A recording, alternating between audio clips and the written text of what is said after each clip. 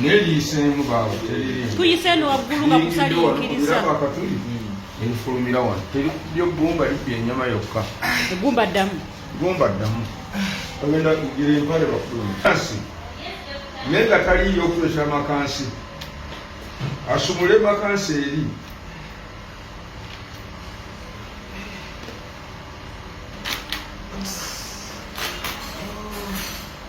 Sirikale bali munnateete. Oh. Difulumye. Dimuyiseemu. Dingidde wano. Difulumira wano. Naye kitalina ddenja yonna gyalimu. Difulumye. Bagenda kweterera episo. Tolina ddenja yonna ekwekuliko. Mbadde muyomba nabo oba kubyebakulu. Naye nga kuyomba. Tuyombye nabo bakudde nga bakubanga. Batandikidde bwe mu bbanga nakuba amasasi. Mundu nga mulaba n'empanika emikono ate omuliga n'akuba bukubi. Omusirikale abadde munnateete wano. Baki si abaddemu. Bali munnateete. Dr. Komanyi tuyiseno waggulu. Tuyiseno. Balinga abakuuma omusu gwagenda okujja. Omusajja mpanise n'emikono bwenti abadde akutta. n'akuba ensasi ate nga mpanise emikono. Ebyo by'owulidde mukwano gwange y'emu ku mbeera eri mu ddwaliro essaawa zino wenkoledde story eno.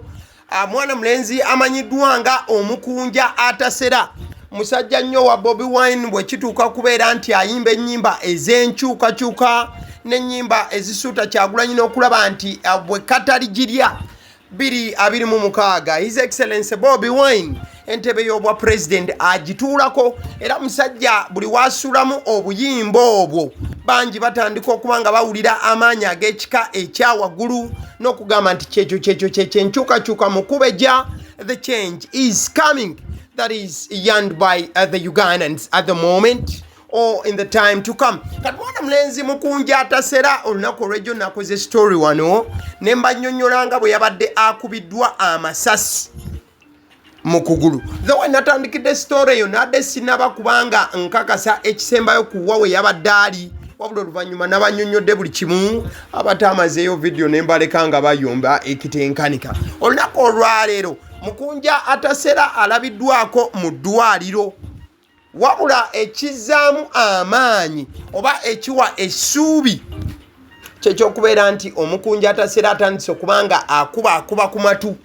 Video gye ntandise nayo yabadde ya Mukunja Atasera nga abasajja bali mu kumusokoola mu ssasi obanga bali mu kwetegereza wa essasi we lyayise. Okusinziira ku musawo, amawulire galeese agakwata ku Mukunja Atasera mawulire malungi, newankubadde nti ekyokkubwa si gulire ddungi. Kati mu katambi kano koolaba yenkuba abasajja gye bakubyemu Mukunja tebakomye kuba nti bamukuba masasi ne kibooko zaavuze.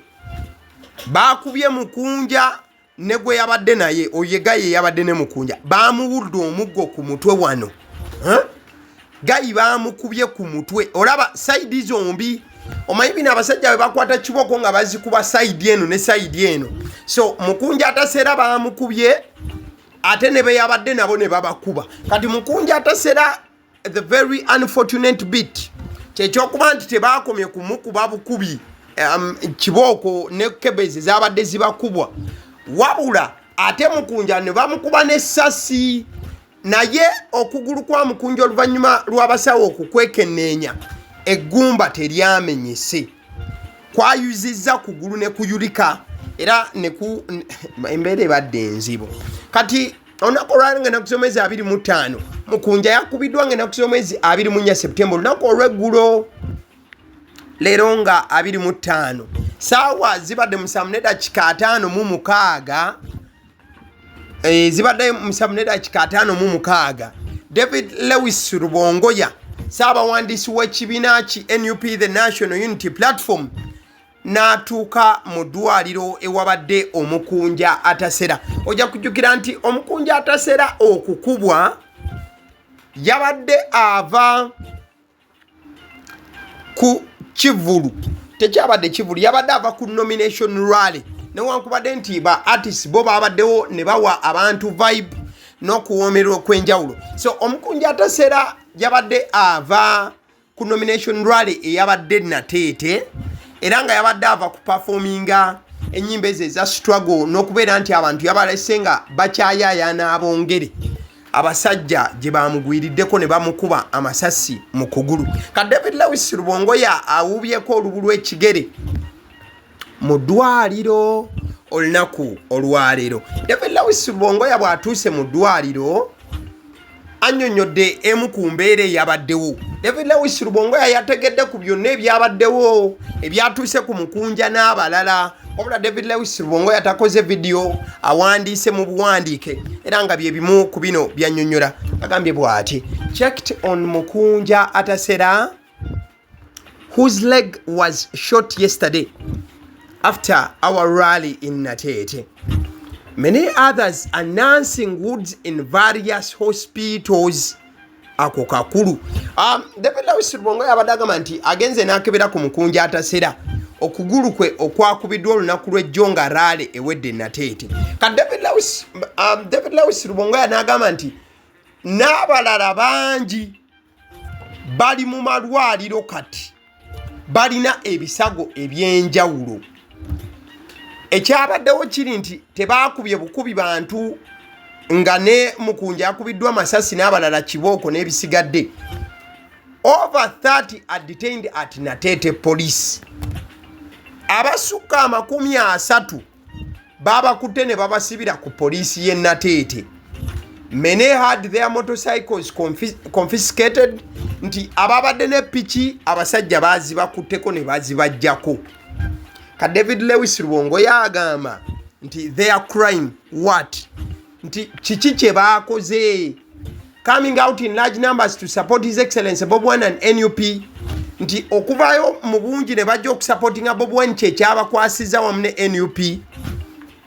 Immediately after the rally, all hell broke loose. We can only put an end to this humiliation through deliberate conscious actions.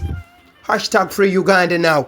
David Lewis Rubongoya agamba nti rale olwawedde bweti ekyaddiridde ebintu byabadde bibi nnyo. Buli kise yabadde ku ground yerabiddeko n'agage. Ka David Lewis Rubongoya agamba nti okutyoboola kuno tusobola kukutuusa ku nkomerero yaakwo nga tuyise mu kukola ebikolwa ebyo ebigwanidde ate ebyobuntu bulamu oba ebyobuntu obutegeerekwa bwennyini. So that is Omukunja Atasera aterako essalinya lya Novic Music Uganda. Abasajja baamukubye amasasi. Very lucky enough okugulu agenda mala ebbanga nga ali ku ndiri wabula waliwo essuubi ery'okuddamu okutambula. Kati olunaku olw'eggulo waabaddewo abazira the heroes mu NUP baabadde basatu. Njagadde nabo engeri gye tukyali ku vidiyo ekwatagana ne NUP wamu ne muna NUP eyakubiddwa amasasi. Njagadde abazira bano tubayiseewo. Asookera ddala ye mwana muwala amanyiddwa nga Olivia Lutaaya. Mwana muwala ono mumujjukira bulungi embeera gye yayitamu, wuyo asibiddwa mu kkomera n'ebisigadde. Olunaku olw'eggulo His Excellency Bobi Wine yabadde yaweebwa lisiti y'abantu 20 bokka balina okugenda nabo ku kakiiko k'ebyokulonda. Wabula Bobi Wine abantu be yasoose okuteeka ku lisiti ye yabadde mwana muwala amanyiddwa nga Olivia Lutaaya. Era Bobi Wine yagambye nti ono simuleka mabega, ono mukyala wankyukakyuka, ate mukyala alina omutima ogutakyuka, ate si munnanfuusi yadde dakiika emu. Era enkuba yakubye Bobi Wine ng'omuntu amukwatidde umbrella. Guess who? That was Olivia Lutaaya. Olivia Lutaaya braved the rain, braved the weather, just okuyimirira n'omukulembeze we n'agamba nti wano siseguka baaba. Kye twazzeeko kye kino, kutandika lugendo lwa kulwanirira ggwanga, teriiwo kuseguka ne bw'oba ofa. In fact nalabyeko Ssaabawandiisi w'ekibiina ki NUP nga naye heaping up praise eri mwana muwala Olivia Lutaaya. era yagambye nti if you feel like giving up, be encouraged by Olivia Lutaaya. She dares dream again, even raising the umbrella for the president Bobi Wine on his nomination day. Nagamba nti bw'owuliranga ng'essuubi likuweddemu, kkiriza beera ne encouragement ey'ekika ekyawaggulu nga Olivia Lutaaya nti newankubadde byonna bizze ne bibeerawo, essuubi terimuggwangamu. Ne bwe yabadde ng'awanise umbrella ku lwa president Bobi Wine ku lunaku lwa nomination, despite everything she has been through, including 4 years under detention without trial, she dares dream again. Her tormentors hoped she would give up. They were dead wrong. Be encouraged. Nti newankubadde yamala emyaka 4 ng'asibiddwa nga taleetebwa na mu kooti kubanga awezesebwa, ekirooto kye tekyafa. Abo babadde bamukikijjanya nga balowooza nti aliremererwa n'akivaako. Olivia Lutaaya akyasigadde ng'ali gumite oba ng'ali strong, era bonna abaali basuubira nti ali kipowa baali mu kwerimba, era obuswavu bwe bubajjudde. Tewaliiwo kubanga waliwo okupowa kwonna. Bwe tuvaawo awo, abakulu bolaba ku screen eddakiika eno be babadde abazira ba NUP abalala ku lunaku olw'eggulo. Tulinako omwana mulenzi amanyiddwa nga Tawa.